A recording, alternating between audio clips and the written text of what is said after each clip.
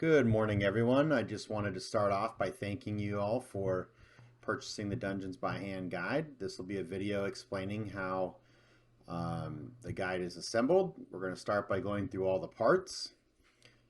So the first part's going to be the base, and then you have the guide face and the 4 supports. You're also going to have the little rail here, which goes into the bottom to lock you into your hot wire tool. We're going to be building the guide in 4 separate steps. The first step will be sanding, then we'll be doing some gluing, and then we'll end with final assembly. Okay, in the optional step, what we're going to do is we're going to grab some sandpaper, and we're going to be sanding along the lines where the supports glue into the base. What this will do is it'll kind of scratch up the finish that's already applied on this part. And by doing that, you'll find that it will glue a much stronger joint there. And here we're going to show steps 1 and 2. The first being gluing the supports to the face, and the second part going to be gluing the rail to the bottom of the base. So what's really important is you're going to take a look at this piece. One side's going to have finish on it, and the other side's going to have no finish. We're going to be wanting to glue to the side that does not have finish. What you're going to want to do is you're going to want to take some wood glue or super glue or whatever type of glue really works best for you. I use Titebond 2.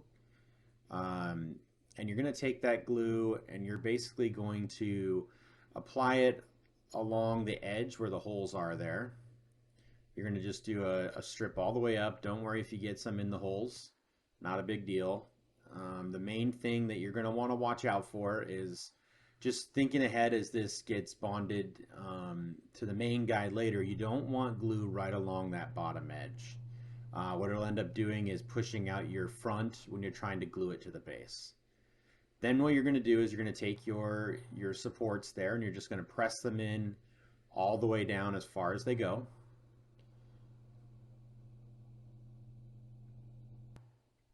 Once you've got these in there, try to kind of line them up as straight as possible. And then what you're going to do is you're going to get a rag just to help clean up glue. As you can see, I've cleaned up a lot of glue with this rag. You're going to take these, you're going to end up flipping the face up. And you can see there's a little bit of glue there. First, I always like to clean off the table that I got glue on. And then what you're going to do is you're just going to kind of scrub the glue off the face here, just to make sure that you don't get any chunks there that will later affect what you're trying to cut. And then, just as always, I like to just double check to make sure that all of those seated all the way down. That's kind of a hard thing to fix later if it messes up. The straightness of these is much easier to fix at a later point if you accidentally did not get them perfectly straight.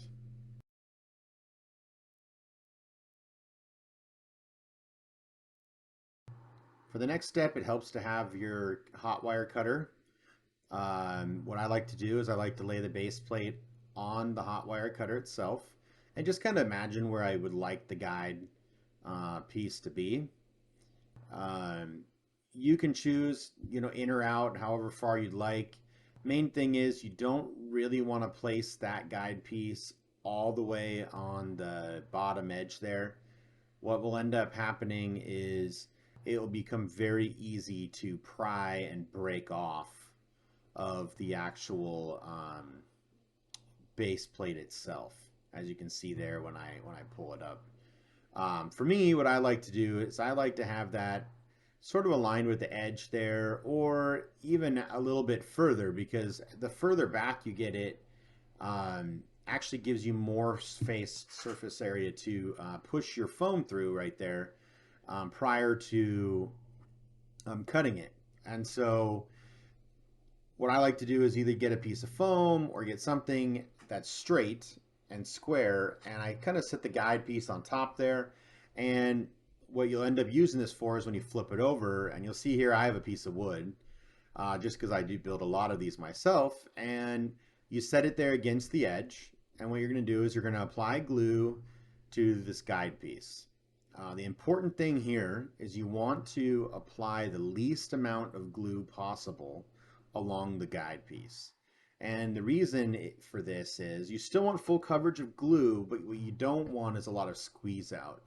When you get squeeze out, it ends up drying and in like chunks along the rail, and it doesn't allow your Proxxon guide to really sit fully into that rail there. And so what you're going to do is you just want the least amount of glue possible. You'll take the guide and you'll place your measuring item next to the edge, and you will press down and bond that rail on there. And so what I like to try to do is just set it a little bit back from that far right side there that you're seeing. It is about the full length of the entire piece, just to help you get the most structure out of it as possible. At this point, what you can do is you can put a book on here, you can press down, for maybe 30-40 seconds. It would hold pretty well. What I ended up doing is I use some clamps. I got these clamps at Walmart for maybe $1 each, $1.50 each. And this really just allows you to clamp it on just so that you're sure that it won't move during this process. But if you have a small amount of glue, it should stay on there pretty well without it. Once you've either set books on here or clamped it, remove the whatever piece that you put there to help hold it in place. That way you ensure you don't accidentally glue that to the piece of wood as well. One thing that really helps for this step is to have some tape. I like to use packaging tape. This will be where we do final assembly. Similarly, we're going to use the same wood glue. I like to apply it along the holes on the top first. Very similar to the first step. So you apply it there, but on this, the one that differs is you'll want to also apply the glue on the edge. That way you're getting the most area bonded together that you can. You don't need a lot of glue. You can use a little. But the thing is I like to take this and I place it first on the back edge, and then you basically press each one through the holes, making sure that you've pressed it all the way down. If you need to move them a little, it's okay. If it cracks some glue and goes in, you still can adjust. I like to make sure it's pressed all the way down, very similar to when you were doing the front. And then at this point, I like to clean off all the glue because I always like to use a little extra glue versus too little. And again, always clean off your work surface. At this point, what I like to do is I take the tape and I use it to hold the joint together. I usually do a piece of tape at the top, the bottom, and the center. You don't need it to be really, really tight. It's just enough that it makes sure to hold that joint together. You don't want those to separate as it's gluing.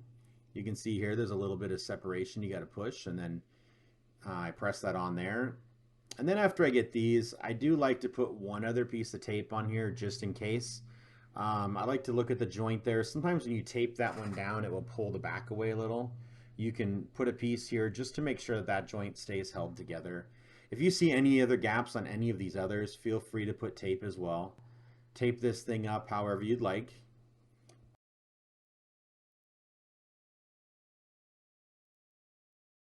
Now that you remove the tape, it's time to check if this thing's square. So what I like to do is I take my handy square there, and I like to check at each one of the joints where the supports are coming in. And at this phase, if you're doing this when the glue hasn't completely dried but mostly dried, the nice thing is when you check it across the front there, or even the others, if it needs a slight adjustment, you can still pull it out a little bit and make some adjustments. You'll see here I found that was just a little out. I double check it again, make sure it looks good, and then I might add some glue back in there just to assure that it hardens up. The next stage, just to double check, make sure it's straight with the rail, and then you're good to go.